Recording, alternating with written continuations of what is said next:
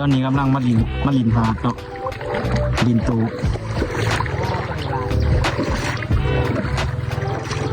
มากับพระอาจารย์ใหญ่คำสันพระอาจารย์บุญกวงสุริโยวันทามีแต่โกไปหนาเงินที่ใส่บ่มีบรรยากาศยามขายแรงเด้อที่แคมป์ของตัวแคมป์ของบ้านท่าพร้าวเนาะตอนนี้กำลังได้มาลินน้ำอากาศถือว่าร้อนร้ายเนาะบรรยากาศแคมป์ของเด้อผู้ใดอยากอาบน้ำมาเด้อ